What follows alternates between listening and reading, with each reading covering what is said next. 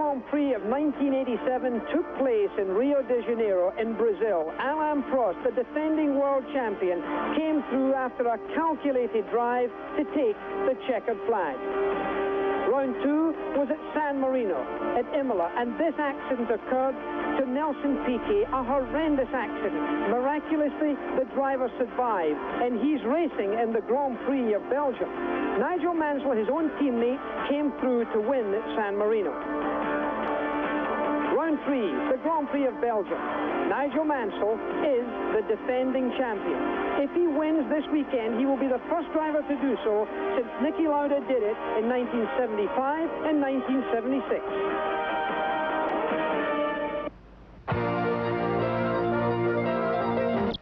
I'm Jackie Stewart, and this is John Bizignana. We're standing in late May here at Spa-Francorchamps. It's in Belgium. I've got a hat on because of the rain. I've got a sweater on because it's been 40 degrees. I've got a raincoat here because that's what's been happening this weekend. Beautiful sunshine 1 minute, absolute downpour of rain the next. It's the story, T-shirt or rain.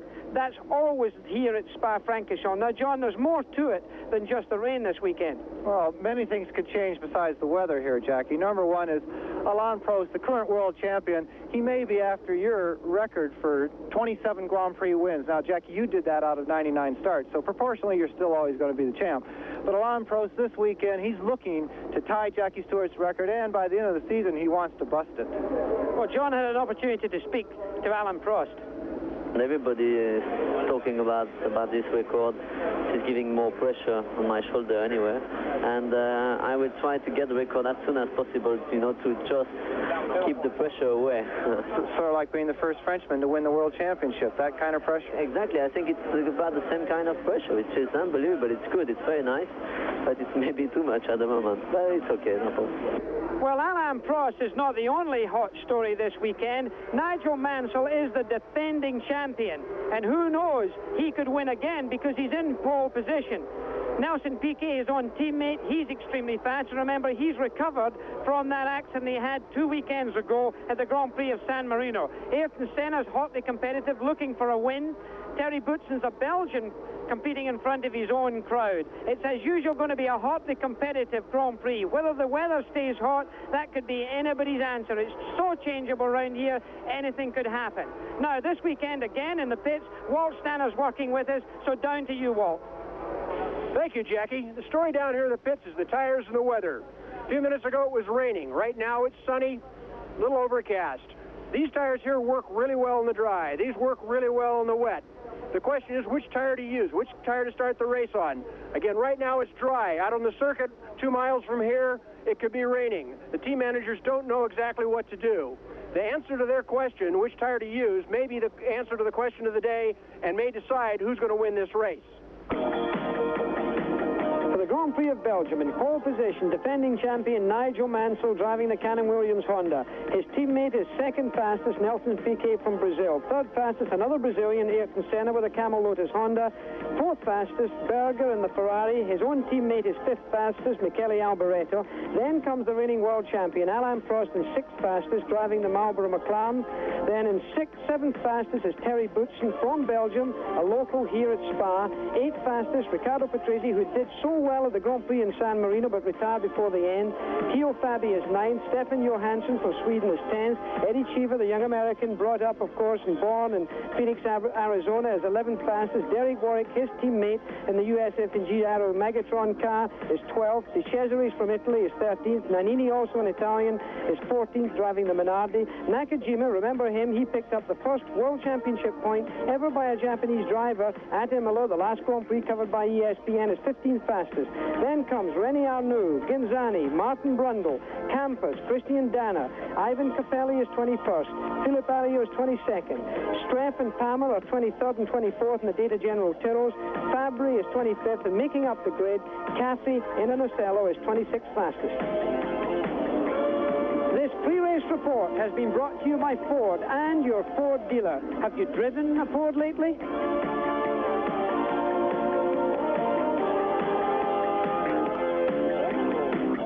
Belgium has been brought to you by VF Goodrich TA Radios. We make your car perform. By Acura, Legend and Integra. Precision crafted automobiles exclusively at your Acura dealer. motor oil. New Quaker State with QSF keeps your engine cleaner to last longer. And by Pan Am, you can't beat the experience. Well, the weather here right now as we speak to you is brilliant sunshine. There are shadows and shades all over. You can see them there from the trees. It's 52 degrees Fahrenheit outside. But my goodness, is it likely to change?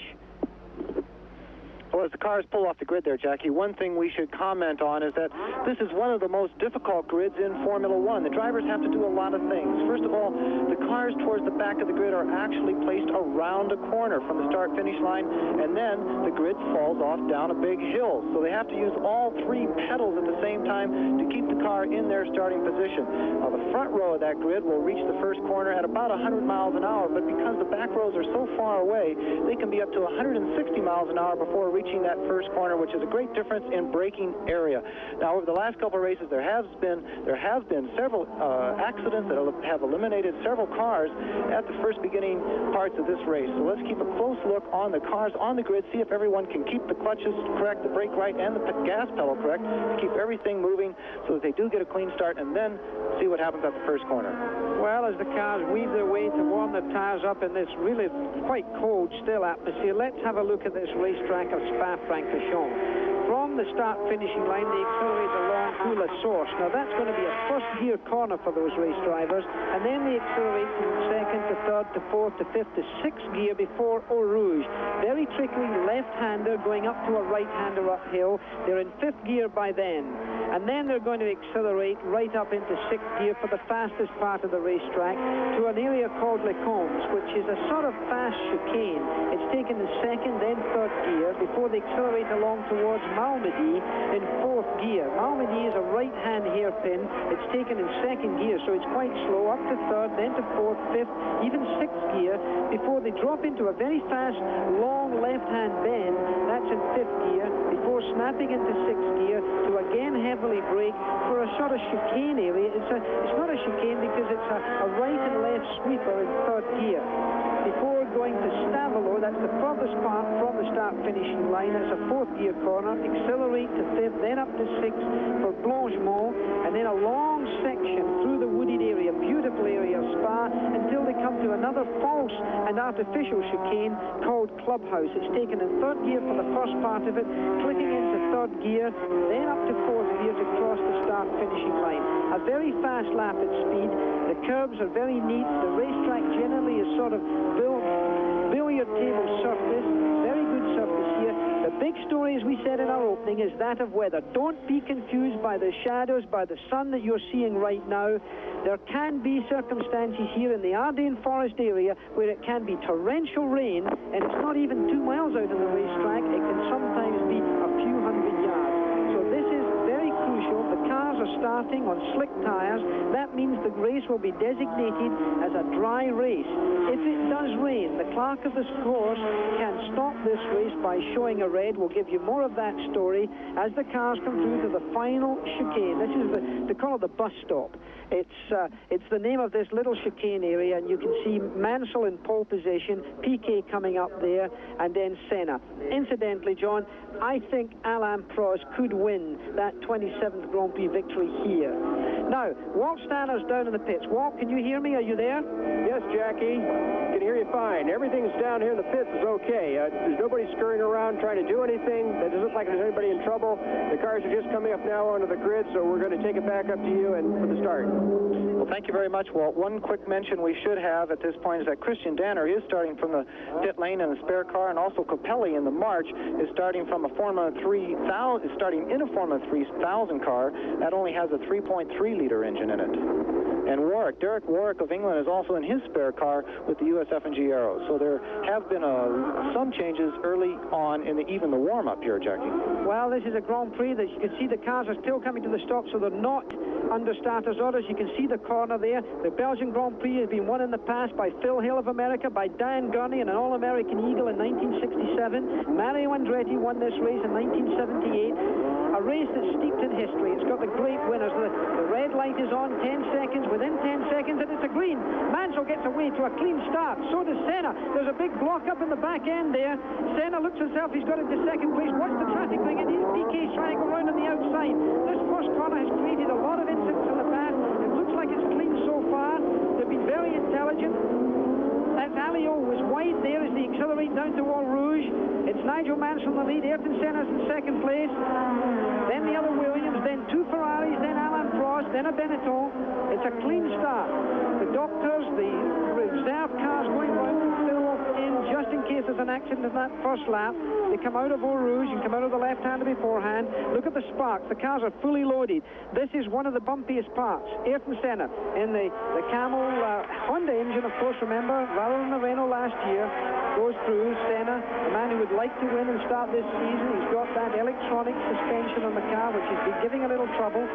Piquet, after his accident in San Marino, doing well. The Ferraris, Alboretto's giving Berger a lot of pressure there. Well, there's a great deal of competition between those two Ferrari drivers. Of course, we should mention that on the grid, we saw one of the Ligiers on the left-hand side of your screen having a problem. That was Genzani. He is off the grid now, and then the shot back to the grid was Christian Danner coming away from the pit lane. Down to Walt Stannard. What do you have for us in the pits? Nothing really serious with Danner. It was just a flat batter. They had to do a quick change. There wasn't time to do it so they could get off to a regular start, and he's underway now. Okay, Walt, thank you very much. You can see the picturesque view here of this Spa. They're waiting for this track to fill up with racing cars. This, of course, is the picture high from the helicopter, and this is a replay of the start that you're looking at right now. You can see the acceleration there, and look at that Ferrari coming alongside too. The Ferrari gets taken by Piquet on the outside. A brave move by Piquet. There wasn't any room left for him. He almost got there. They almost touched. You can see it's a very tight start here. This first corner can cause a lot of trouble at Spa-Francorchamps. This is the road course part of the racetrack, incidentally, as they go down here. On the left-hand side of the top end of the picture is Eau Rouge. This is the end of the first lap. Nigel Mansell comfortably leading. Ayrton Senna's behind him. Piquet then. Then comes Berger. No, Alboretto. Berger's missing. Berger is missing. Something's happened to Berger. There's also trouble with one of the Benetton cars going very slowly past the pit. It's the local Belgium. He's in trouble right at the very beginning. That's Terry Boutsen. He's in trouble. Oh, that's a disappointment. Jackie, on that replay, we had just a split-second shot of, I believe, Arnoux and the other Ligier going off the track. He rammed into the car in front of him, and then we saw just a half a second of him actually off the circuit. So we're trying to get a report on both Ligiers having a rough first lap here as Terry Boutsen, the driver from Belgium. Half these people have come here to see Terry Boutsen as our in-car camera goes on and off. Terry Boutsen, a very short Belgium Grand Prix. Well, that is a disappointment here because obviously a very Belgium involvement here. He's one of the few drivers to come out of Belgium in the top line of Grand Prix driving. Obviously, Jackie Ickx was one of them when there's been a multi-car accident. One of the Tyrrells, AGS, and the normally aspirated Le Rouge. I think we have a red flag on the circuit. There has been a multi-car accident. It's definitely one of the Tyrrells there. It looks a lot of that car is off. There's 3 cars stopped. At least 3 cars. The marshals are running back. It looks like an engine and gearbox have come off one of the cars. There's a considerable confusion. One of the Lolas, certainly one of them, and that would be Alio. Alio in the Lola. We saw him earlier on. That's his car up front here, Jackie. That's right. The very front one is Alio. The black flag has been shown all around the racetrack right now, and that's what happens. They show the red flag only at the start-finishing line. The clerk of the course does that. The Belgians are very safety conscious. There's been a lot of concern. This is the pit shot that you're looking at right now. Obviously, the camera's on the move. Maybe it's in Ferrari. There's obviously a Ferrari involved. Alboretto was missing as at the end of the first lap. Remember, I said he was missing from Berger, so it may be one of the Ferraris because that pit camera certainly. There's the Data General car. It's Streff. He's out the car. He's still got his helmet on. He looks okay.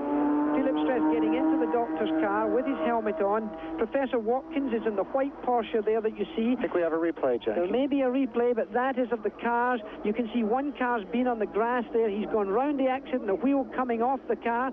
The Lola is coming to a stop.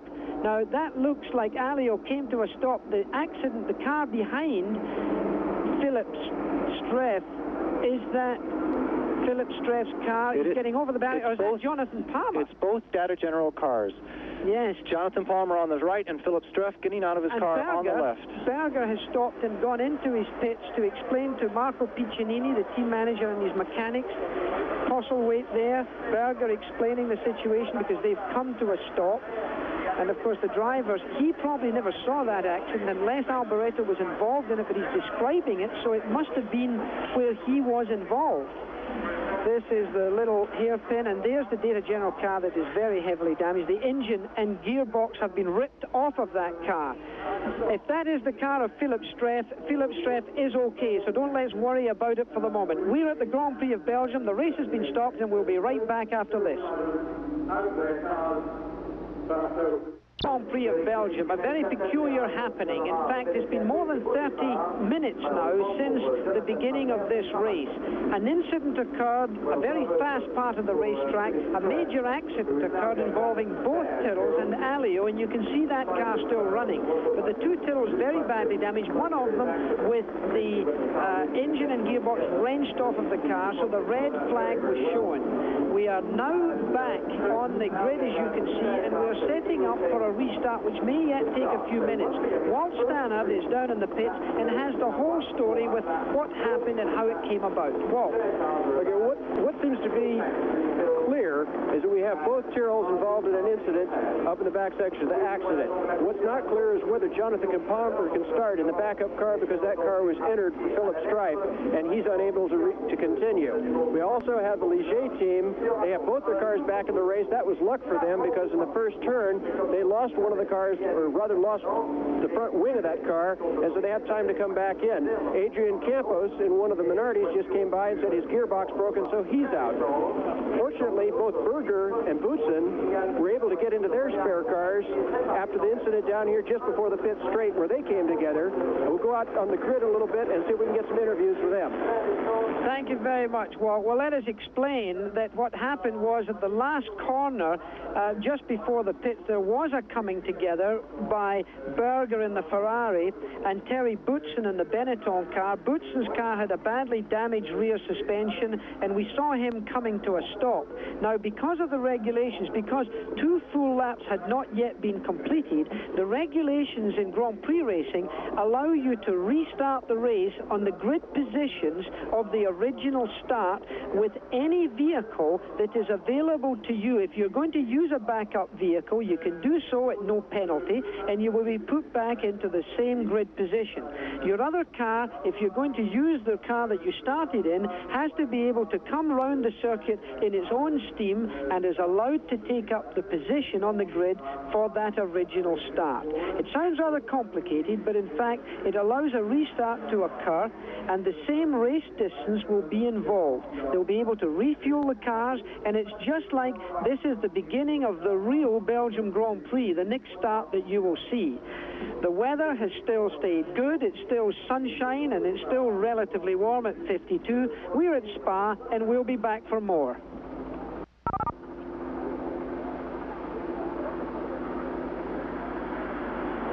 We're back at the Belgian Grand Prix. The 30-second sign has been given for the warm-up lap or the pace lap. The cars will go around in their original starting positions. There's been an accident at the end of the second lap at this Grand Prix of Belgium, and they had to put the red flag out. The race has been stopped.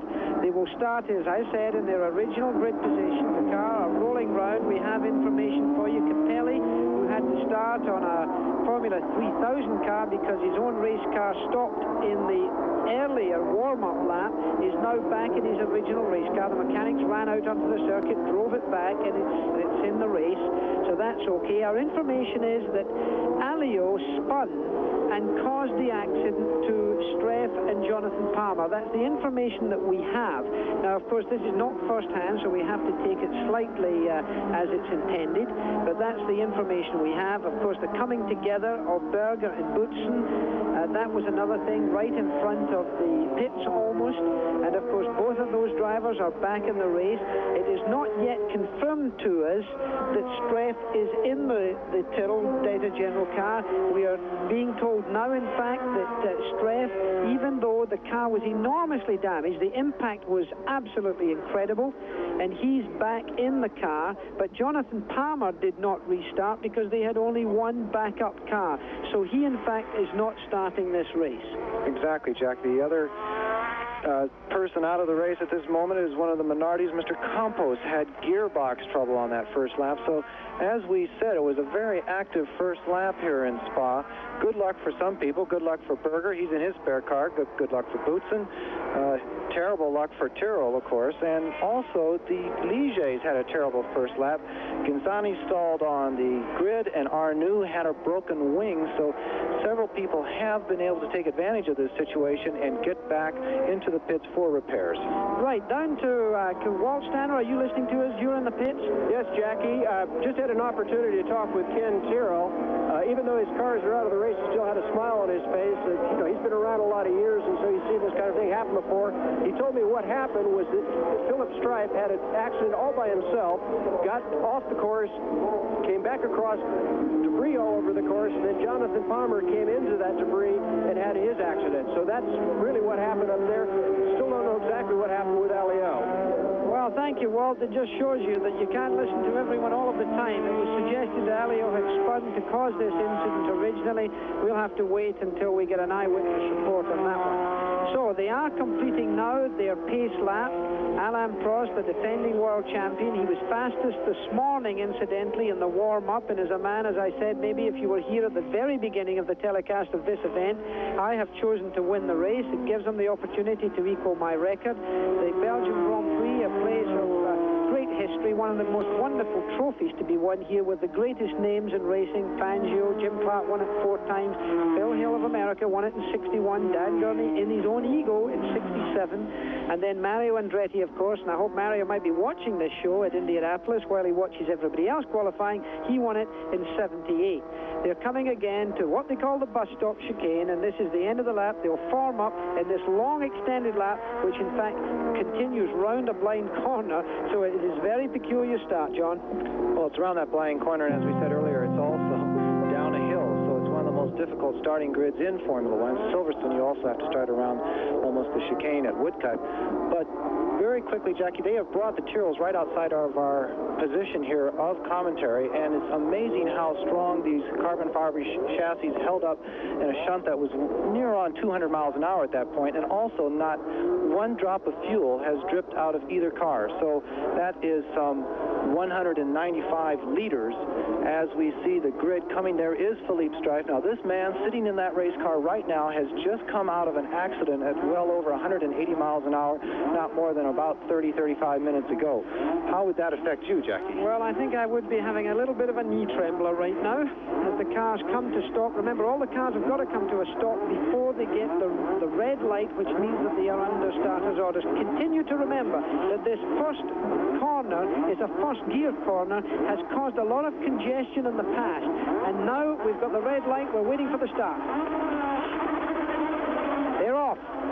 A lot of moving around, and look at Senna. He's taken the lead from Nigel Mansell. Senna and Piquet's been outed as well by one of the Ferraris. That looks like Alboreto. One of the Benettons well up there. That would be Boutsen. They're all through. They're clear. A piece of one of the wings have come off, and there you see them bottoming out. Senna takes the lead. This is the on-car camera. Slightly lost there in the Belgian crowd. This, of course, has been fed to us by Belgian television, but at least they've got through this very difficult first series of corners as they head up to the fastest part of the racetrack, well over 200 miles an hour, looking from our helicopter, down, waiting to see the cars at the other end. And as we understand it, was right in this section, the fastest part of the track, where that 3-car accident happened. So we're very lucky to have Strife and some of the other people back in this race. So Piquet's got himself up to third. In second place, of course, is Nigel Mansell. Then we have a Ferrari in fourth position. You'll just be coming into your picture right now. It looked like Alboreto on our picture here, but the young Brazilian in the Camel Lotus, and here we see the camera being on the car of Nakajima in the Lotus as he goes round there. He's got a bit of catching up still to do, as you can see, but the picture is good as he changes gear. Then he's going down. He's up into fifth gear now and into sixth gear, dropping down. And and he's gone round. Look at that, and they've both spun. Both the leaders are out and come in contact with the barrier very slightly as Mansell. The spinning of the wheels, they're into the soft gravel. Senna's got stopped. Nelson Piquet now has the lead. The Ferrari is in second place. That looks like Alboreto. We'll have to bring you up to date as to whether it is Berger, but I think it's Alboreto. We have, my goodness, that's a big difference now. The World Championship is wide open as we see a replay. And Nigel Mansell tries to go around the outside. It seemed to me that Senna was in the marbles on the inside, which was very unusual. Whether they came together, there's another matter. But the pirouette almost in unison. They stayed away from each other at that point. Not even the nose cone of Mansell's car was touched. Senna gets into the mud. Remember, the wheels are locked up. Remember, it's been a lot of rain. Nigel Mansell may just have kissed the barrier. So there it is. Piquet first. In second place, Alboreto. Third is Alain Prost. Fourth is Boutsen. Fifth is Berger. Sixth is Fabi. Seventh is Patrese. And Patrese goes off the road a little bit, and then they come down the hill. Prost is the man to look for in this Grand Prix, believe me. Well, Alain Prost got a terrific start off that starting grid, and we have Nigel Mansell. He is dragging the bottom end of that car. That you saw the sparks coming up. That was not just bottoming out over high-speed bumps. But let's see if he goes into the pits. I would think he would have to go into the pits. You can see the race control car just in front of him there. Those two people have had such a tremendous rivalry between them. Senna and Mansell have touched wheels many, many times at different racetracks on the first lap. We can remember in Canada and in Australia last year and so forth, and Brazil twice, I believe. And Senna is getting out of his car. He kept the engine going at one point. You could see the left rear wheel spinning in frustration there. He is in a sand pit. Now, that is built to slow down those cars before they get to the Armco barrier. Well, what a big bit of excitement here in Belgium. This is, I'm afraid, synonymous with this track. It's had drama, excitement, as well as everything else. Now Piquet is drawing away slightly. You can see he's opened up a little bit of a gap. We're looking for the Ferrari coming in. That's Michele Alboreto in the Ferrari in second place. Alain Prost is in third place.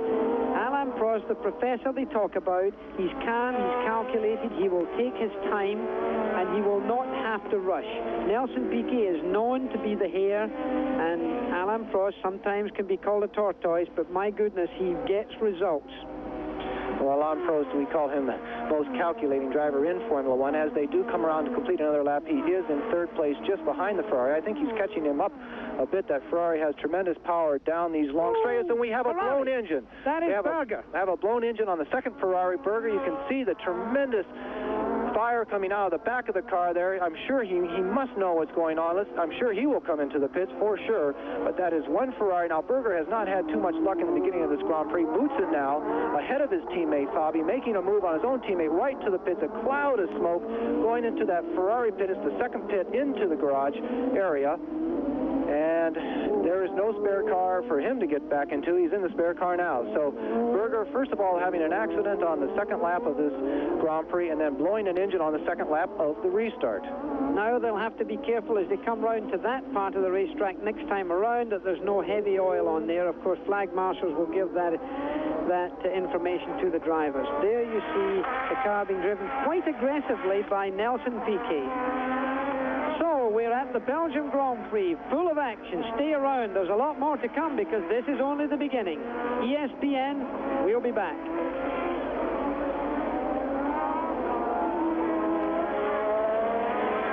The Ardennes Forest area, the motor race of the Belgian Grand Prix is certainly underway. But there's more motor racing going on around the world. But in the meantime, until then, let's talk to Walt Stanner. What's the latest news down there with the Ferrari pit, Walt? Jackie, I've got Gerhard Berger here. Gerhard, it just really hasn't been your day. Oh, it's not my day today, no. Looks not very good. But everything was going well. Was in the spare car, was a little bit different balance, so I had to try the first lap to be careful. Had a problem on the start with Piquet because he came out of the way and was really dangerous. But everything was going well, no problem. No, I had a problem. A lot of smoke, I don't know what's there. Okay, thank you very much. Well, the problem he had with Nelson Piquet was that he just didn't get off the line as well as he should have done. I think that's what he was referring to, and of course that acceleration stopped Berger. Well, the Belgian Grand Prix is still going on, as you know. We, of course, as I said earlier, have other motor racing going on at this time, this weekend, certainly at Indianapolis, and of course it's the final weekend of Indy qualifying, and that'll be today. So beginning after this show will be the final field will be filled up for the Indy 500. Now that's following this telecast, so stay with us from the Indianapolis Motor Speedway. They say the greatest race of all time takes place on Memorial Weekend, and I can't argue with that. It's quite a spectacle. So the field has to be brought in. So let's wait and see that today on ESPN. Most of these drivers have thought about Indianapolis-type racing, but right now all they can think about is going through the Ardennes forest at well over 200 miles an hour, down this long back straightaway, through the trees, and as you can see, the Ferrari heavy on the brakes there. Prost has always had very good braking capabilities in the McLaren, maybe better than anyone else. Many of the times when he passes people or catches up to other cars, it will be under braking, but the Ferrari horsepower at this moment is able to hold that tag turbocharged McLaren, Marlboro McLaren, off down the long straightaways. I think Nelson Piquet is pulling away a little bit, and we have a tremendous battle between Boutsen, who is in 4th place, and his teammate Fabi in the 2 Benetton cars in 5th, and Stefan Johansson, also in the other McLaren from Sweden, is now in 6th position. In 7th position is Patrese, in 8th is Eddie Cheever, and 9th is Warwick, and 10th is De Cesare. I think you're going to see Alain Prost stalk Alboreto in a very mature fashion, and I think you'll see him slip through. There is a question here of speed. The Ferraris have not been competitive this season so far, as nearly as competitive as expected, so I think we're expecting to see something from them today. It's a circuit that suits them well. Michele Alboreto is very mature, but frankly, I don't know if he's a match from Alain Prost. Prost is certainly, in my opinion, the best race driver in the world today in Grand Prix cars. It's got slightly overcast, if you can notice. The shadows have disappeared. So that's something to look for. We'll be looking out and seeing the clouds as we go along. Michele Alboreto, of course, he finished 3rd at the Grand Prix of San Marino, so it's not bad as a result, but he's not one of the front runners, although he has pulled away again a little bit from Alain Prost. We had a very quick shot of Nigel Mansell there, Jackie, so Nigel Mansell has made it back onto the track. We'll try and find out exactly what position he is. I'm sure he's well down. We don't even know if he stopped in the pits to make repairs, but again, we're getting that report. This scene right here is up that flying hill. At the top of the hill, the cars bottom out. Once again, the sparks from underneath these chassis are titanium skid plates to keep the cars a little bit cleaner underneath heavy bumping on what is a very smooth circuit, but full of gas. You saw Prost just take a little bit of look there on the inside, and it's the weight of the 195 liters of fuel that gives extra down force to the cars in the early parts of the race, and we see more sparking. Interesting that Prost came up to try and attempt that at the end of the main straight. That's interesting. That would suggest to me that he's running with cleaner aerodynamics. In other words, he's not got so much wing on, and Alboreto is taking advantage of him. As soon as they get onto these fast sweepers like you're seeing now, he's opened up the lead, because aerodynamic downforce plays a big part in giving that kind of adhesion, while at the same time on the straight it costs you speed. So Prost, as ever, is trying to drive a clean car rather than a car that gives a lot of downforce. And after all, at the end of the day in Grand Prix racing, it's usually at the end of the straight after drafting that the drivers get past. Well, Alain Prost is very capable of passing several places on this very fast race course, but right now he has fallen behind the red Ferrari of Michele Alboreto. Alboreto under tremendous pressure by his teammates this year. Many people thought that Berger was faster than Alboreto in every which way, and right now Michele Alboreto is in a tough position, because if these two gentlemen race each other terribly close and really mess one another up in their times and lapping speed, the Williams will definitely get away. It looked like there was almost a pass taking place there for the 4th and 5th position between Boutsen and Berger. Still, of course, leading this race, and we've ignored him a little bit, is Nelson Piquet. And it looks like Terry Boutsen has been passed by Theo Fabi. That's what's happened. Stefan Johansson has joined the melee there. So that's your 4th, 5th, and 6th position runners right there. Now there you see a real battle. Theo Fabi, who has done well in qualifying many times, good in practice, a great chassis ride and handling expert in setting a car up, but never never done all that well in races, it may be that he's getting an opportunity to do that. Riccardo Patrese, by the way, went into the pit, so Walt Stannard can check up on that. And look at this. Here you see that battle for fourth place, and there you see Johansson slipped past Terry Boutsen at the end of the straight again. Remember, this is where I said that the Marlboro McLaren is very clean aerodynamically, it would suggest, and therefore he did get past the Ford power unit there of the Benetton car, so he slotted himself into fifth position now. The gap from first to second is 1.5 seconds as we speak to you here, and we're looking down at Johansson in the number 2 Marlboro McLaren. It's the Belgian Grand Prix. We're of course covering it for ESPN. This is Jackie Stewart along with John Bisignano. Walt Stannard's in the pits. We have lap charters doing a terrific job for us because we're not in ideal position to see this Grand Prix and cover it perhaps to the best of our advantage. Nigel Roebuck's doing a lap chart and Martin Rice is assisting. We're in Belgium. It's the Belgium Grand Prix. Nelson Piquet is leading. Alain Prost is in second position, and we'll be right back after this.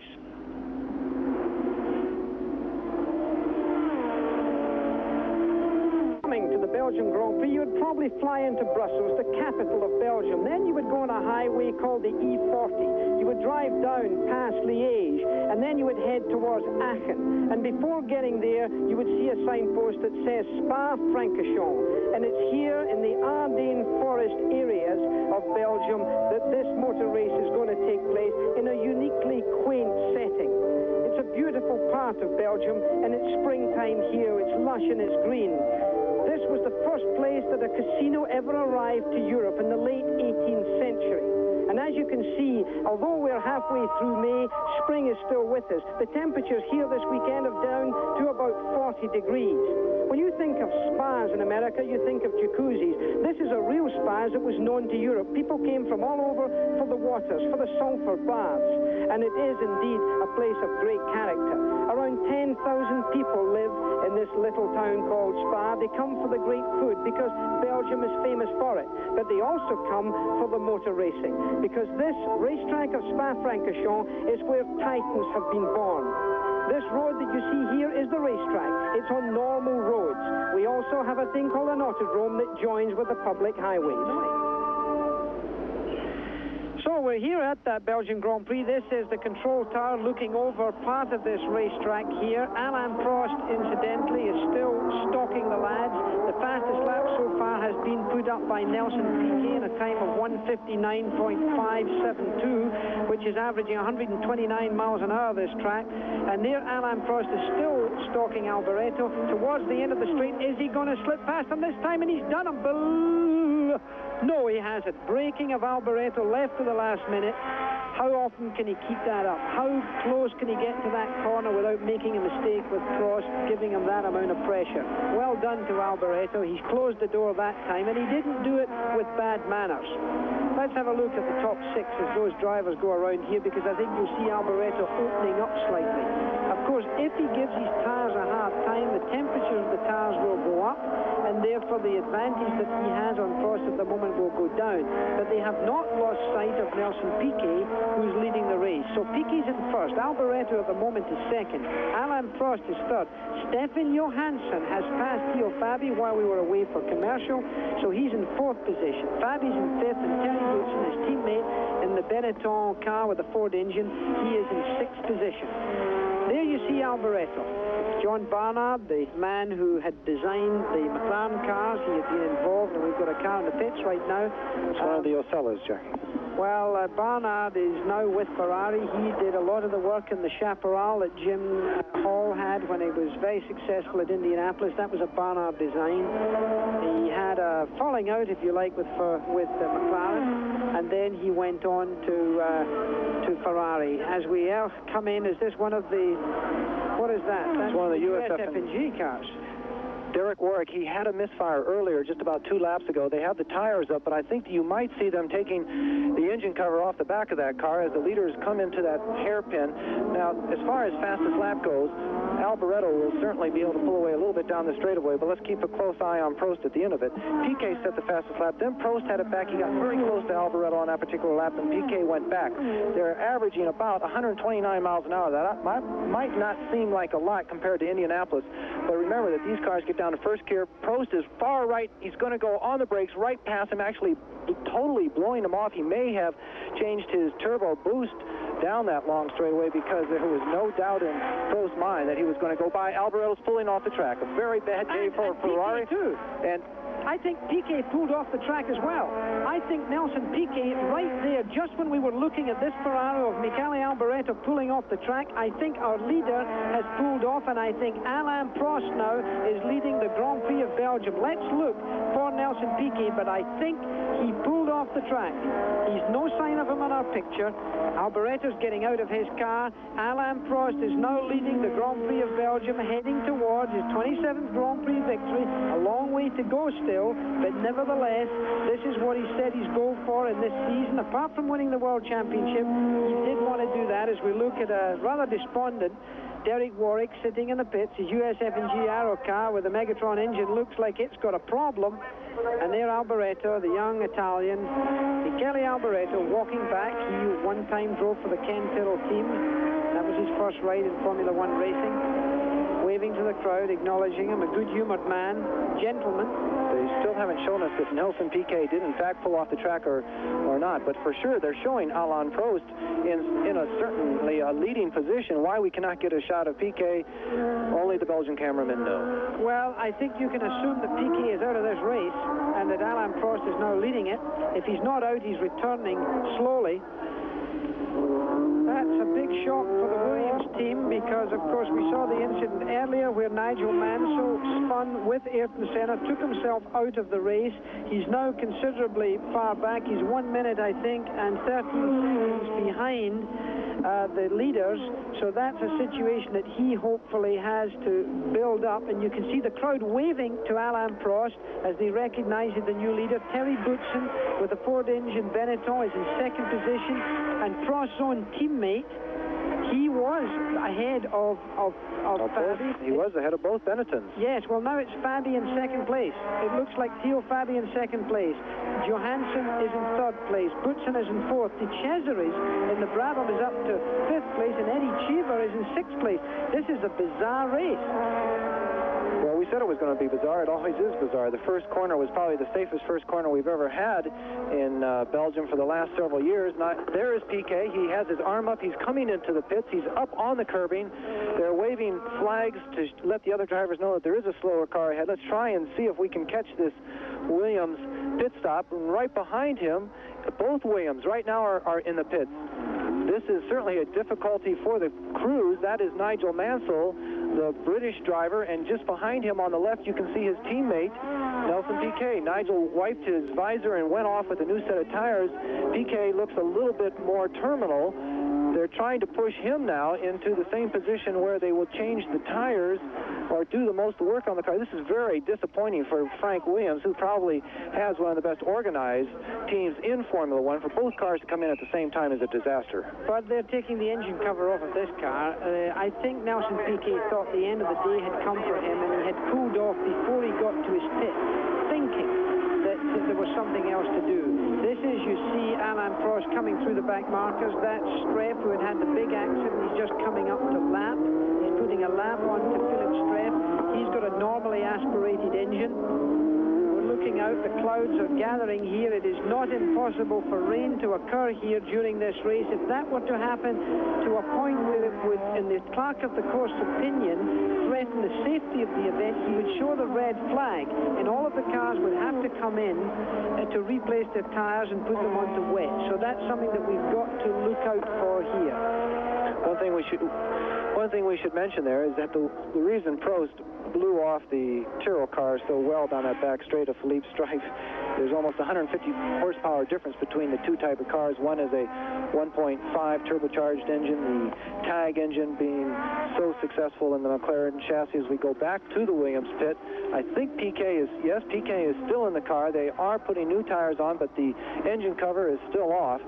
First six at the moment. We have Prost in the lead, Fabi from Italy second, Stefan Johansson in the other Marlboro McLaren from Sweden is third place, Terry Boutsen, the local hero from Belgium in the Benetton, is fourth, Andrea De Cesaris in the Brabham that went so strong by his teammate down in Imola, fifth, and Eddie Cheever, the American, is in sixth place. If he holds that, he will collect 1 point for the Belgium Grand Prix. So the Grand Prix of Belgium has its leader, Alain Prost, cruising round now. He must have backed off considerably. We've got a lot more to come, though.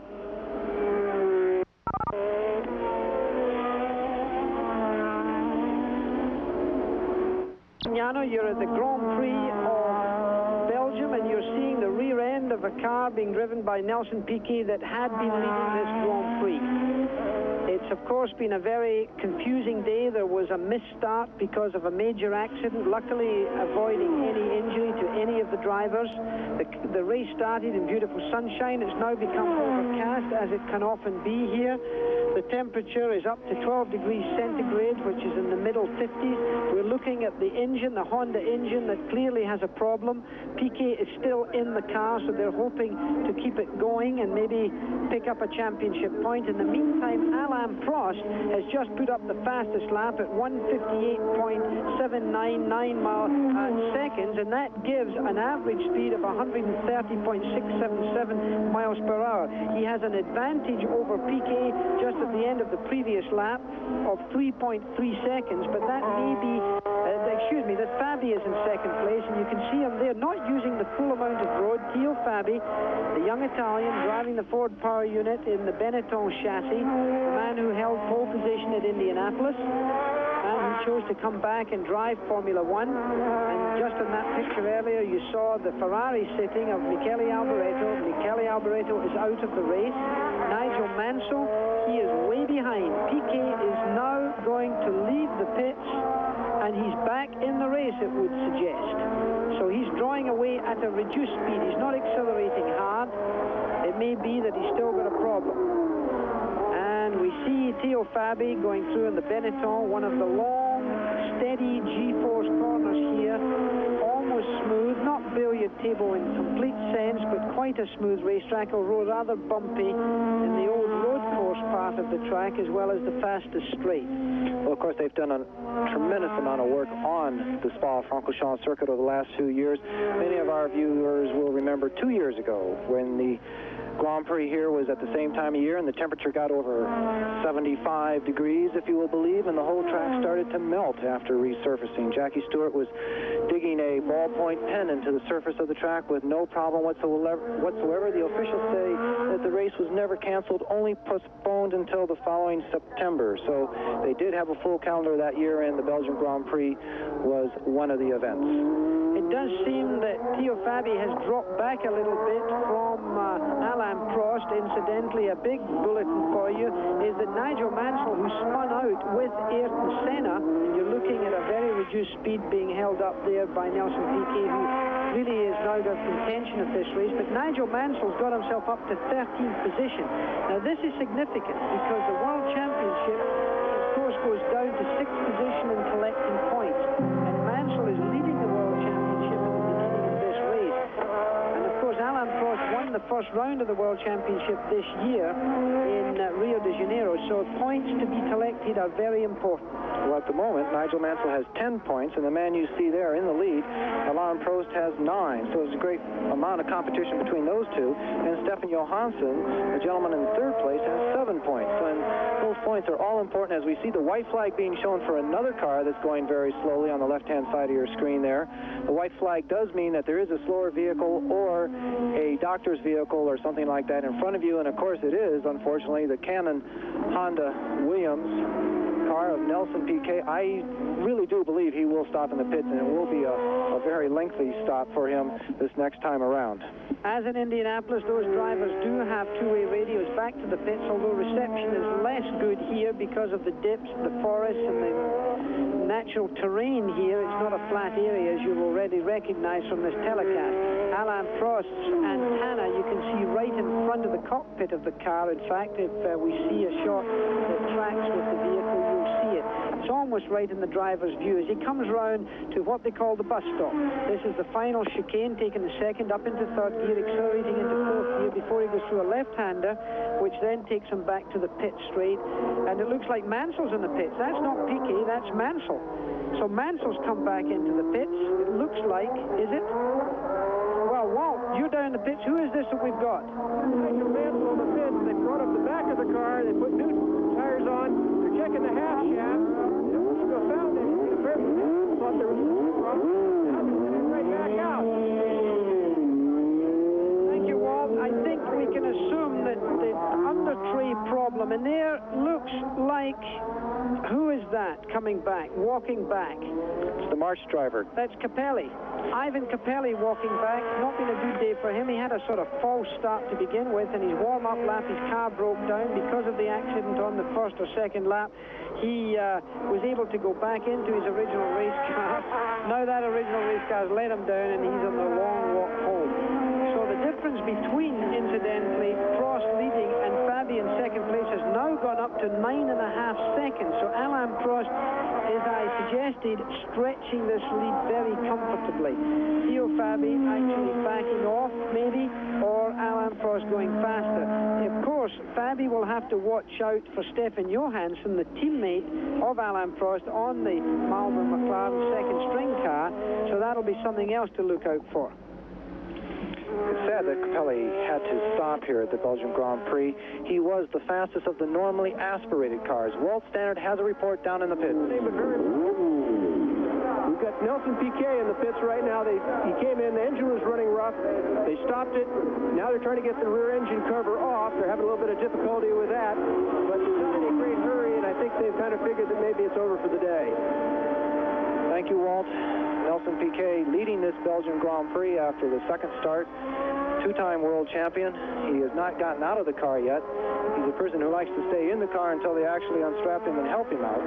But at the moment, we have three different types of chassis and three different types of motors making up the first 5 cars in this particular Belgian Grand Prix. The turbocharged engines in the past have been a great disadvantage relative to the normally aspirated ones that are here, and that certainly continues down these long Belgium straightaways as Alain Prost puts all 700 turbocharged tag horsepower to the ground. Well, he's certainly in the lead by 11 seconds at this time. We're at the Belgium Grand Prix. It looks like a little bit of rain maybe be coming. Stay with us.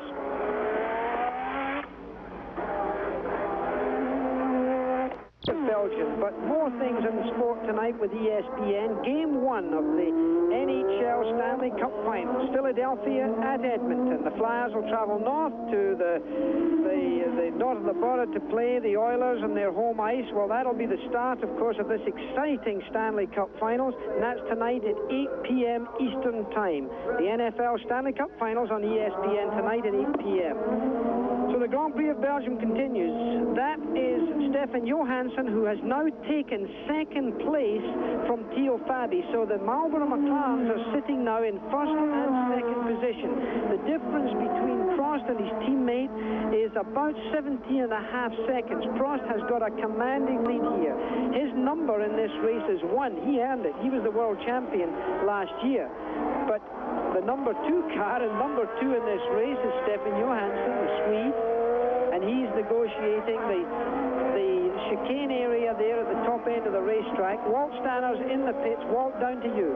Okay, Terry Button's just come into the pit. I think it's a routine pit stop. It's hard to see with the crowd around him. One thing a little bit earlier, I was told that he backed off the pace. But still, you got to remember that was a spare car, so it may not be set up exactly right. In fact, now this pit stop is looking to be an extraordinary pit stop. In fact, I think I can see his helmet. Maybe you can see better, but I think he's out of the car. It looks like Terry Booth. I can't be certain. Jackie, take it back up. Maybe you can see better. Well, thank you very much. As the Bootson's still in the car, but it's smoking a lot. Terry Bootson's sitting in as a lot of smoke comes out the back end. It looks as coming from the brakes. It may be that there's an oil seal and one of the couplings gone, because there's certainly a lot of smoke coming off of the back end of this car. It's not coming from the engine. As Alain Prost, of course, continues to go around here. And Alain Prost is in the pits. Alain Prost has come straight into the pits.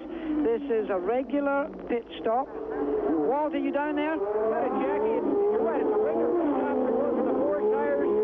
Cursory check. Pit stop, and off he goes. Good clean pit stop. The banner got a little side move. He's all right out onto the racetrack. Well, he's done that very cleanly in 8.32 seconds. Very spectacular as he accelerates as his own teammate.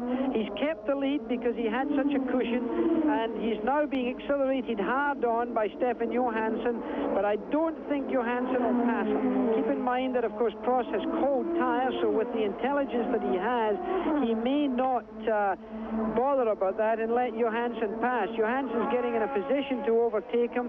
Will he bow to the master, or he will let the master go? Indeed he does, and he does the right thing, if you don't mind me saying so. Well, Stefan Johansson has been considered one of the young lions in Formula One for about the last 5 years. You must call him a middle-aged lion in Formula One now. But, of course, he was the gentleman who went away from Ferrari at the end of last year, and Walt Stannard has another report for us. Well, Nigel Mansell came in, threw his arms up, took his wheel off, and now he's getting out of the car. He knows it's over. The engine was running. It looks like it might be a half-shaft problem. They're checking the rear wheels. They're fiddling around with a half-shaft, but one thing's for certain, it's all over for Nigel Mansell. Very sad. Thank you, Walt. It's very sad for the Williams team. Of course, Nigel Mansell having that problem in the opening laps with Ayrton Senna of the Lotus team. Nigel Mansell has decided to retire. Jackie, when a car goes off the track like that, it's very disturbing to the driver. He must look for extra vibrations, and on a fast 180 mile an hour plus like this, as the Zach Westbeed car comes into the pits, a driver, if he's uncomfortable, will he come in and ask the people to still keep checking and checking even if there's nothing there? Oh, for sure. There's going to have to be checks, because there was certainly something getting on the ground at the rear end. He wouldn't know whether it was a body panel. He wouldn't know whether it was a suspension part when he rejoined the race after that spin out.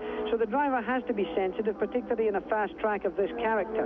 Now, the point here is that Fabi there is in third position, and he's still within reach of those two Marlboro McLaren cars. Incidentally, if Walt Stanner is listening to me now, he might get the opportunity of getting to Nigel Mansell and be able to get an interview from him, and Nigel might tell us how he came together with that incident in Ayrton Senna. That would be an interesting insight into what occurred. But there you see the man in second place. The leader has already gone up the hill, just out of our picture. So we've got, of course, Johansson has not yet been in for tires. This is a decision that he will have to make depending on how well his car is handling. Alain Prost leading the race. In second position is Stefan Johansson.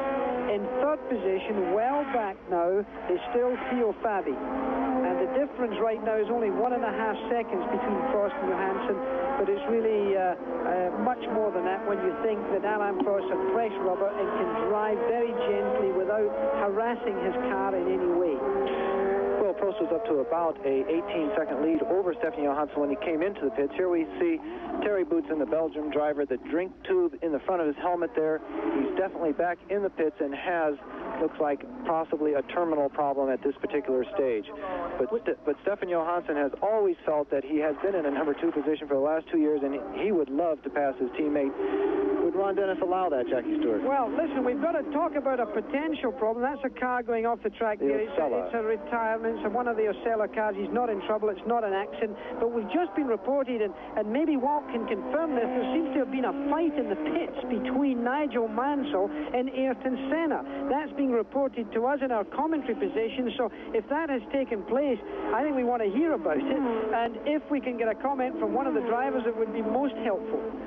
Well, unfortunately, I hate to see those things happen. It's tremendous pressure under these people, but unsportsmanlike conduct in Formula One is never a good thing for anyone. Right now, we have our world champion, Alain Prost, breaking into that first hairpin, passing two cars at once. Christian Danner was the one just behind him, and he's lost the nose cone. Now we have Stefan Johansson into the pits for it looks like a routine pit stop. 8.32 seconds is what they did for his teammate, and 7.5 is what the recorder tells us. A 7.5 second pit stop for Stefan Johansson. I don't think he'll be able to maintain his second place position. I would imagine Fabi has gone around. Well, that's Stefan Johansson is joining a Grand Prix being led by Alain Prost, his own teammate.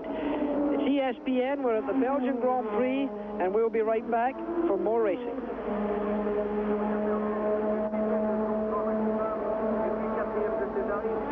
These steep grooves here allow the car not to aquaplane in very wet conditions. But in Spa, half the track can be dry and the other half of the track can be wet. And in the past, this very soft compound could actually be worn out in 1 or 2 laps.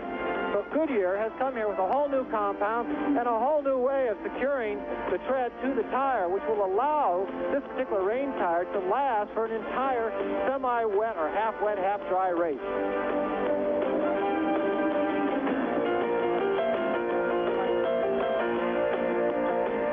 Still at the Belgian Grand Prix, and John explaining that is very topical because the clouds are gathering, and you can see from the picture that you're seeing right now on your screen, it's far from being sunny. There was a little bit of smoke around there for a little while. You can maybe see some traces left. That was Martin Brundle in the West Zach Speed car that had a turbo blow. He had to pull off the track. He didn't get back to the pit, so he's out of it. And that's the car camera that you can see of Nakajima there. He's behind Alain Prost, and he may well have a go at Prost because Prost now will surely be driving at reduced speed. So Nakajima could make himself a bit of a hero here. And of course, it's the two cigarette companies that are very much in the middle of the picture. But look at the acceleration of the tag engine on the main straight here. That's got nothing to do with driving. That is pure power and aerodynamics that are showing this car combination with power to be really the perfect balance. Well, Jackie, that corner going on to that long straightaway, Prost is a master of. That is one of the most difficult corners in all of Formula One racing. There was a serious Formula 3000 accident there yesterday, and there have been some endurance racing accidents there that have not been too helpful for teams. But Alain Prost, the most important corner on a racetrack is the one leading on to the longest straightaway. And if Prost can maintain speed up and around those S's onto the top of that hill, that huge acceleration you see down the straightaway from someone else who's maybe lifting off going through those S's is not only just that beautiful tag turbo power, but also the emphasis that he has going onto the long straightaway. Cars out of this Belgian Grand Prix at the moment. Of course, Jonathan Palmer in the accident and caused the first restart as Eddie Cheever, the American, comes into the pits. Let's hope it's just a tire stop for the Arrows team. Campos was out with gearbox problems. Senna was out with a spin. Berger is out with engine problem. Alvaredo is out also with engine problems. PK with engine problems. Nigel Mansell, we'll call it out because of suspension problem due to an accident. Boutsen also out with suspension problems. Unfortunately, the Belgian driver out. Cafe is out, and Martin Brundle in the West Zach Speed car. He is the gentleman out. You saw some of his smoke in the long shot there with the little Zach Speed 4-cylinder turbo totally destroying itself down that long straightaway. Well, Theo Fabi at the present time shows himself to be in second position. Down in the pits is Walt Stanner. Now, we did get reports that there had been a contretemps, a little number between Nigel Mansell and Ayrton Senna. Do you have a story on that down there, Walt? Well, I expect to hear something shortly from the Williams people. I can tell you that Nigel looked extremely agitated, very I don't mean just from the heat out here on the track. He went right into the back, into the paddock somewhere, came back very angrily and went right into his dressing room, and he won't talk to anybody. Find out more about that. I don't know. Both the Williams cars went out, as we know. Nigel's car went out because of something in the back, as we guessed earlier, and Piquet's car went out just out of simply a blown engine. Well, you can see the Japanese engineers taking down their antennas for the radio as Walt was doing his report from the Williams pit, so you were seeing it really from the right place. Ayrton Senna leads Alain Prost leads the Grand Prix of Belgium. He's doing it comfortably. We'll be back for more.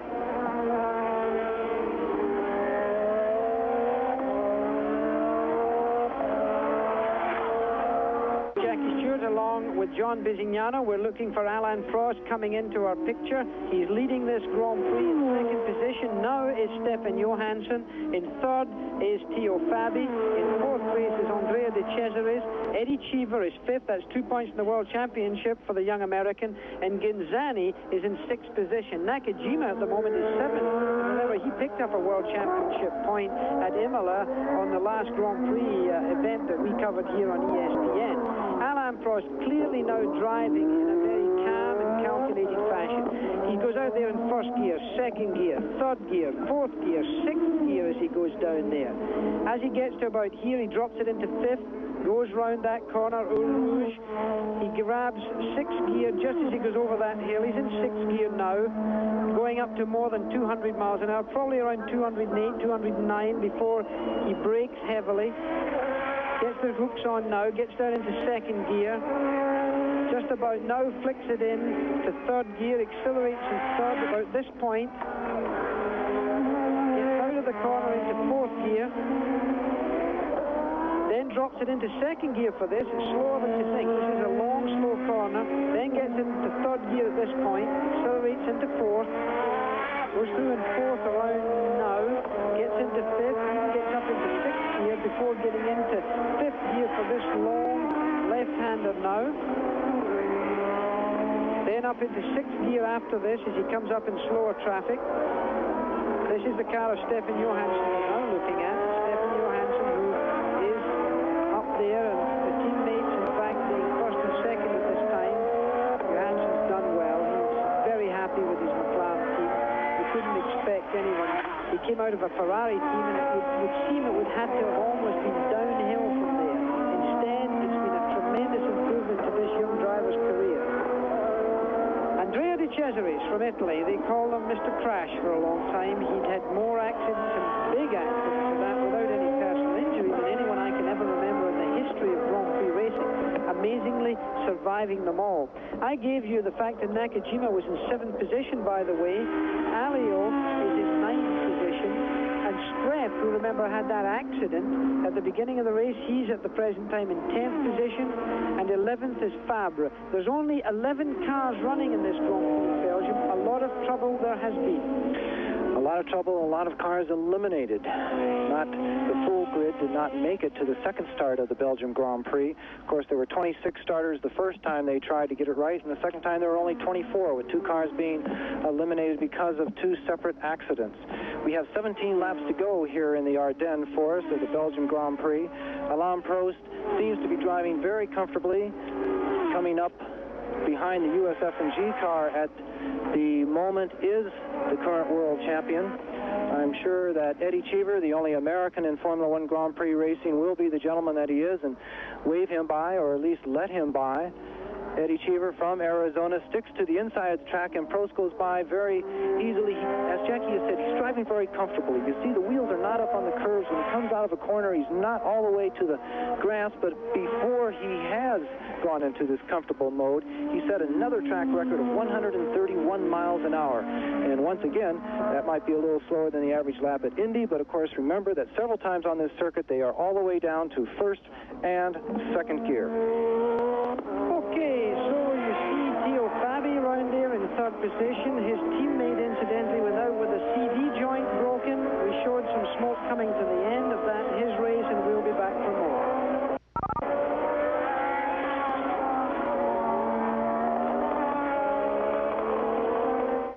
12 laps left of the Grand Prix of Belgium. Alain Prost is still leading. The sun has come out a little bit, at least at some parts of the racetrack. So therefore, we hope that it will remain that way. This is the replay of Andrea De Cesaris taking third position from Theo Fabi, coming into what they call a bus stop chicane. He uses a wee bit of the curb on the way in, but it was a clean pass. Fabi responded very positively and let him through without the kind of wheel banging situation that could have occurred. As we look at Nakajima, who's now got himself yet again up into the World Championship points. He would get 1 point if he stayed in the position he's in right now. Right now he's 6th. You can see the lens has got a little little bit of dirt on it there, but Nakajima's driving through without a great deal of effort. Alain Prost certainly is driving with not a lot of effort. And this would be, with 11 laps to go, 11 laps left for him, this would be his 27th Grand Prix victory. Now, that would give him the same number as I have.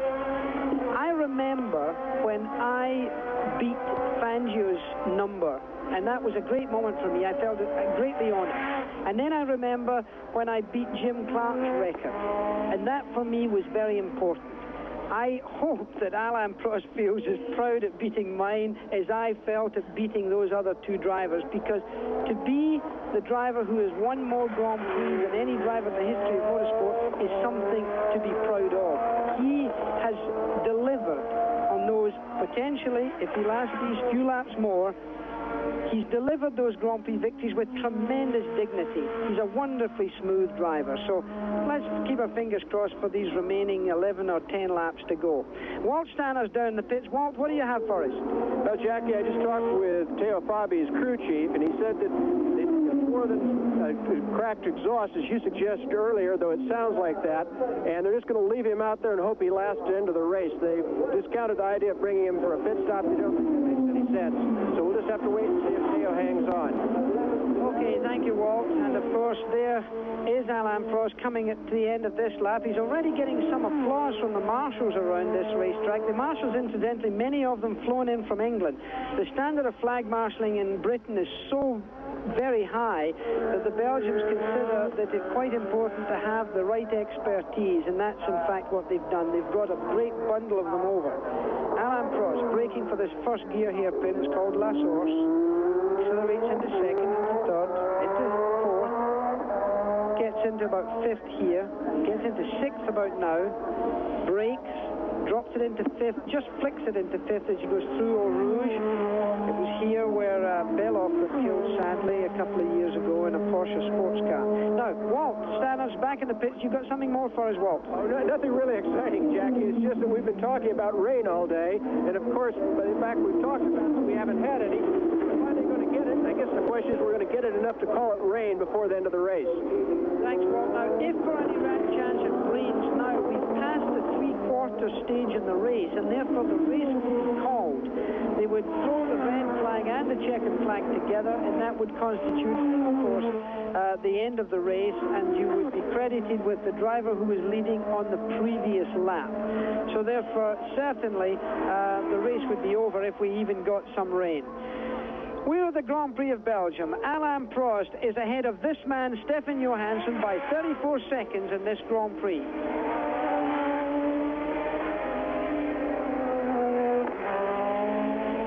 It's the on-car camera of Nakajima in the Camel Lotus. We just lost the picture for a moment, so we've gone back to real racing, if you like, as the cars come down from La Source into Eau Rouge at a fairly high lick. As we go back to the camera in the car, Nakajima driving very gently and very smoothly. No great heroics. You can see him changing up through the box. Now he's going back down through the box. Back up again.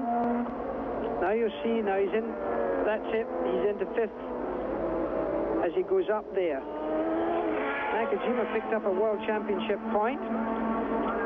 Right, Walt Stanner's down in the pits with Ayrton Senna. Walt? Ayrton, could you describe what happened on the first lap? I think the TV probably shown a place where you have no reason, no way to overtake by the outside, and on lap one especially. And when I realized he was really going for it, I tried to stop myself, because for sure we would both go off, as eventually happened, because I couldn't manage anymore to stop more than I did. And the result is there. We both went off. Did you have words after Nigel came back in? Have you talked with him since that happened? I was in my pits watching the TV, and he came to talk to me. Thank you very much. Well, whether it came to more than that, I don't know, but only time will tell. As Teo Fabi, a very disappointed young man, steps out of his car. He was in fourth position. He had been in second position. He dropped out to third, and now he is no longer in contention. Now look, the smoke again is coming from the rear left of that car as we look at it. the engine cover.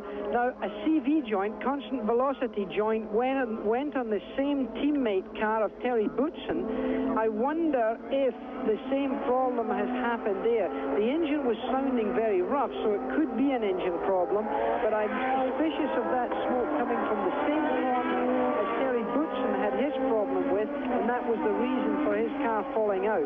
So we have now into fourth position the young American driver Eddie Cheever in the USF&G Arrow with the engine that's made by Megatron now. So let me run down the list for you. Alain Prost leading, Stefan Johansson's in second place, De Cesaris in the Brabham is third, in fourth place is Eddie Cheever, in fifth position is Nakajima, the man who's driving you around this racetrack. It's 4.312 miles. Nakajima's fuel consumption, incidentally, will be about 4 miles to the gallon as he's driving around here, so he has about 1 gallon per lap. Now that's not what Honda would want to have in their road-going vehicles. Obviously, they're in the high 30s per gallon. That gives you some indication of the horsepower. He will be delivering around about 850 horsepower from his 1.5-litre turbocharged engine. In fact, he'll be squeezing that power quite hard about now. It's the Belgian Grand Prix. We're in the closing stages of this race. We'll be back.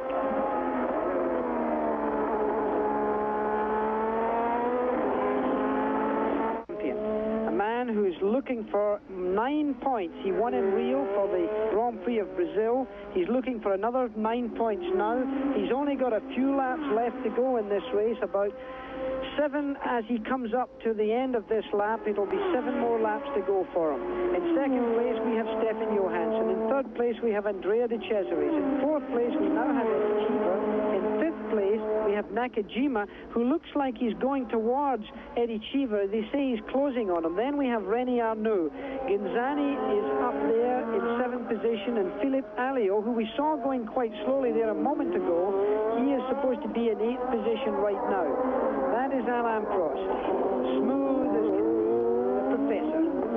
We've been talking about how smooth Alain Prost is and how he actually looks like he's going slow, but he has set another track record of 132.7 miles an hour around here. So sometimes when you are going for a new track record, it is so smooth that it looks easy.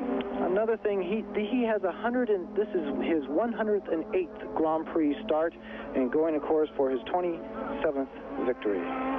Well, you know, when you go slowly, sometimes you go faster because the pressure's off you. You're allowing the car to glide. You're trying to save the car. You're trying to save the tires. And by doing so, you go through the corners in a much cleaner fashion. When people go aggressively into corners, quite often they scrub speed off and cause themselves more aggravation than they do performance. Alain Prost always has been good at driving with finesse. Part of his driving I very much admire, and he's able to do that, and that's why he would set a new lap record at this time. Prost is certainly not out to set a lap record. He's got no reason to do so. He's got a giant lead. So the times that you're seeing him clocking up right now are simply on the basis of the smoothness. With only 6 laps to go, there would be no reason for him to be putting anybody under that pressure. That was René Arnoux, incidentally, that you're seeing going round there in the Ligier. René Arnoux, who used to be a Ferrari driver, driving now for Guy Ligier, who used to play rugby for France. A lot of people around here, this racetrack this weekend at Indianapolis, you would have expected to see Eric Broadley. Eric Broadley is here because, of course, Lola started this Grand Prix here, and he's a man who's had a lot to do with motor racing in every front and both sides of the Atlantic. Someone else who's here in Belgium is Bob McCabe, the director of the Renaissance Center for the Detroit Grand Prix. And, of course, Bob and I were talking earlier today, and he said, make sure, John, that everyone understands that because the Canadian Grand Prix was canceled for June 14th, that the Detroit Grand Prix was not affected by that in any way whatsoever. So they're looking for an excellent race in Detroit, and if you want to see one of these races live in through the streets of Detroit, it's an excellent race to go to. Jay, I always like the Detroit Grand Prix because I can argue with the people on the gates in my own language, which is a tremendous advantage. Well, there you see people arguing with no one right now because that's the McLaren. The man with the mustache there is Gordon Murray, who's now joined McLaren from the Brabham team. He's smoking a cigar in a very casual fashion, sort of Carl Haas-like, but not nearly the quality of cigar or the length of cigar. So, Carl, if you're looking, don't worry, there's no competition just yet. Alain Alain Prost, the man who belongs to that team. Keep in mind that the McLaren mechanics are a little casual because right now they're lying in first and second position, headed up by Ron Dennis, who has had a tremendous success, and there are those mechanics. Wonderful preparation from that team, and this kind of success, frankly, doesn't happen in its own. And a spin right in front of Alain Prost that could have ended his Grand Prix for this weekend. It is it is the Lola car. It's Alliot, the Frenchman, in the Lola, and he spun directly in front of Prost, missing him only by inches. That has to be a nightmare. Well, in fact, he was doing it to try and catch up with René Arnoux. He was really close to René Arnoux, and quite frankly, he just overdrove himself, I fear, and that would have been for sixth position. And here I see a replay of it. So Alliot gets himself in trouble. Look at, he goes right off there, and really, Alain Prost just got in on the inside there. He clearly did it intentionally. He could have locked up and tried and anticipated the car crossing in front of him, but that he didn't. He decided to accelerate through. Alliot spins off, and that was a race that he was heading for with René Arnoux for sixth position in this race. And this is René Arnoux in the blue French Jet 10 Ligier, coming into the first corner, the first gear hairpin here that everyone does so much passing under. Of course, Arnoux knows that Prost is putting a lap on him and not really challenging for any type of position. It would do a great deal for this Ligier team to score a point here. Last week in San Marino, they had a tremendous problem with the front suspension actually pulling away from the chassis, so it would be very good for them to score some points here in Belgium. We've got 4 laps to go in this Belgium Grand Prix. You'll be seeing those closing laps. Stay with us. A lot of things have happened here in the past.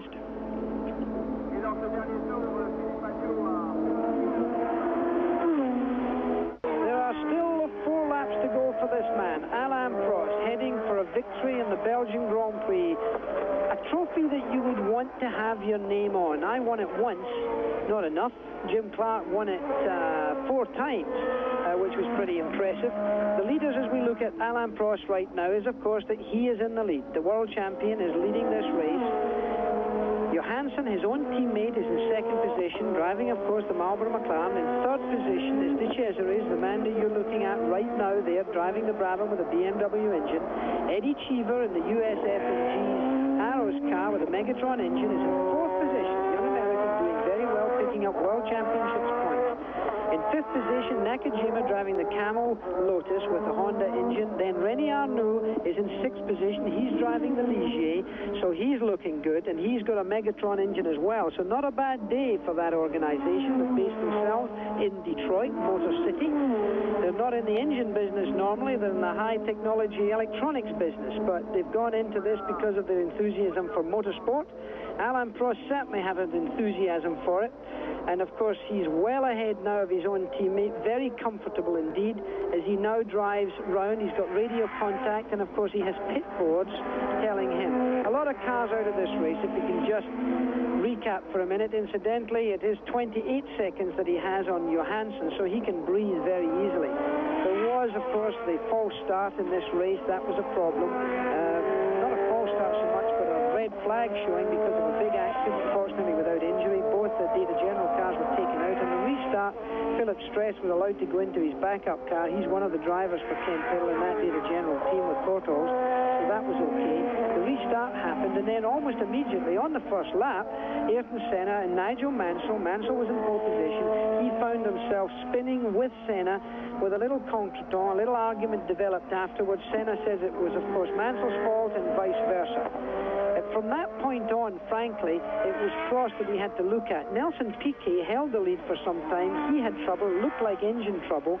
A variety of people have had trouble. Alboreto, he looked like he had engine trouble too. These are the McLaren, and that just walking out of the picture was Ron Dennis, who's the very much controller of the McLaren team. It's mostly owned by Mansell Ogier, at least I think more than half of it, and Ron Dennis was its creator in recent years and the man who has brought enormous success to this team, a past mechanic who has certainly shown how motor racing should be managed in the top line. To be able to have a first and second in a race like this is indeed impressive. It's almost back to the old Alain Prost, Niki Lauda days when you saw the red and white cars of the Marlboro McLaren team team dominating Formula One for 2 seasons. And there, another spin. And that's Arnaud, isn't it? No, it's... Oh, no. Again, it's the Lola car of Alio. He's trying to get the car out of harm's way. It looks like the exact same place. Just it's at the top of the screen, you see his skid marks from before. He must have a handling problem going through that corner. He has had one terrible race. He was involved in that first accident on the second lap of the first start with the 2 Tyrrell cars, and then he spun just in front of Prost, almost wiping out his 9 points for Mr. Prost, and now he's spun again in the same place. And what a relaxed McLaren team. They're just waiting for these next 3 laps to go by. Alain Prost, of course, 2-time world champion in 85 and 86. He was only 1 point behind in 1983, lost that to Nelson Piquet. And the year after that, 1984, he lost to his teammate Niki Lauda by a mere half point. Well, this far this season, he's certainly showing the domination that I believe makes the great champions. And Alain Prost, I expect to be, in the history of motor racing, one of the men that will be very much on the record books as one of the greats. Alain Prost driving now very much within himself. We have our information here with 2 laps to go. As he comes round here, he's not sliding the car. He had 1 tire pit stop. He is leading the race from his own teammate as he comes through very gently. The McLaren car certainly has shown also that it's a handling car, as well as having enormous power and straight line speed, as we've recognized. And one of the Chariot cars, oh, that's too bad, because there's a little team that John really was working hard for their success. With Pascal Fabre, the little French team, they have only 20 employees out here against the magnum of Ferrari and Lotus and Williams, with over 100 employees. Of course, Ferrari with some 200 employees, including their engine shop. We've only got 1 lap to go. This is the final lap for Alain Prost. He's going to go round here very gently indeed, I can tell you. The lap you have to concentrate on. You can't get any jubilation in your bloodstream at this time, because that's when you take your mind off the job. You run over a curb or you do something silly. It's happened before, and it can happen again. This Grand Prix, ironically, has been an amazing place for drivers to run out of gas. Running out of petrol on the last lap has been something that has identified this Grand Prix above all others in the history of the sport. Perhaps not in recent years. Imola has been the place to look for that. But certainly in the past, I personally did it. I was leading the race, ran out of petrol, came in, and then the battery went flat. I would still have won the race. That year, in fact, Bruce McLaren went on to win in a car of his own manufacture. This year, the manufacturer is McLaren again, but Bruce, sadly, is not driving it. He lost his life in 1970 in a Can-Am car of his own manufacture. It's ironic that, again, if we trip the clock forward, it's at Spa-Francorchamps that McLaren, yet again, are going to win. McLaren, of course, by doing this, would put themselves not only in the lead for the World Championship of Drivers, but also of constructors. Well, just to quickly update the World Championship points, Prost would have 18, Johansson would have 13, Mansell would have 10, Piquet would have 6, and Senna would have 6. So this is a very important 9 points for the man you see on the screen. You call him the little... I like to call him the little frog. You call him the little frog. I would never, ever call him the little frog, Jackie. Well, I think age allows me to do that. He's a great man. We enjoy it. Look at the French flag flying there. Look at the fans. They're pleased. And they, of course, and there's another crowd. The bearded gentleman is Richard West, the guy who coordinates all of the activities that go on in the McLaren team as they wait for him to come through the bus stop, they call it, through the chicane for his 27th Grand Prix victory, and I'm glad I'm on the air to congratulate him for that. And he's had the checkered flag, the winner of his 27th Grand Prix victory, being hugged there, all of the mechanics getting together, a very happy team. And should Alan be happy? By goodness, he should be. Now they're looking for the guy in second place to come in, and that man is Stefan Johansson. And this is Prost coming down the old pit lane as it used to be, and he'll be going into the compounded area where the cars will be scrutinized and technically checked. And there you see the claps and applause from his own team again for Stefan Johansson, carrying the number 2, finishes in second position. He also will be marshaled into the compound for technical checkups. One of the reasons they don't do another lap here is because it's 4 miles around, and the cars could very well run out of gas. Now there you see the Ligier. We believe he's 2 laps down going around. And also, again, it's Alio in the Lola. Once again, he got that car started. The Ligier, we believe, was 2 laps down. We should see Andrea De Cesaris in the Brabham BMW actually taking 3rd place, and hopefully Eddie Cheever with the USF&G Arrows will score their first points of the year. Where are they? We didn't get a shot of it. Right there you see Alain Prost out of his car. Just behind him there should be the car of his teammate Stefan Johansson from Sweden, the little leaf they call him. And there is the Ligier pulling in, and right up against the wall, waving in full exuberation. He should have kept his hands on the steering wheel there, Jackie. He almost banged the pit wall. That was Eddie Cheever with Nakajima right on his tail. So they may have been battling for the point. That could have been 4th and 5th place, as our numbers tell us here. It was right there. That was indeed it. Walt, you're down in the pits. Where are you? I'm down here in the McLaren pits with Ron Dennis. Ron, it's got to be really pleasing to have 1-2 here and Elaine equaling Jackie's record. How do you feel about all this? Well, particularly fitting that we won the race. I'm very happy. The team played a big part, because for the last 30 laps Alan had no computer, and we've been running his car from data off of Johansson's car, so it's a really good team effort, and Johansson had a lot to do with winning the race too. Well, it seemed like the crew is maybe happier, or at least as happy with Johansson finishing 2nd as Elaine finishing 1st. Well, we're here to win both world championships, both the drivers and the constructors, and obviously having Ferraris and Williams not really in the race today, those points meant a lot to us, and we can go to Monte Carlo in a pretty strong position, and obviously we're very happy. Okay, thank you very much, Ron. Congratulations, a good win. Thank you. Well, we're right on top of that. Ron Dennis, as one car coasts itself across the up towards the end there. That's Andrea De Cesaris getting out of his car. He should have finished 3rd. This is the Belgian Grand Prix. We'll be back to you to give an update on this. He has not crossed the finishing line yet. He's in a slightly downhill situation. It's difficult for him to push, and it could be that he's going towards the finishing line to cross the finishing line in order to get his 3rd position.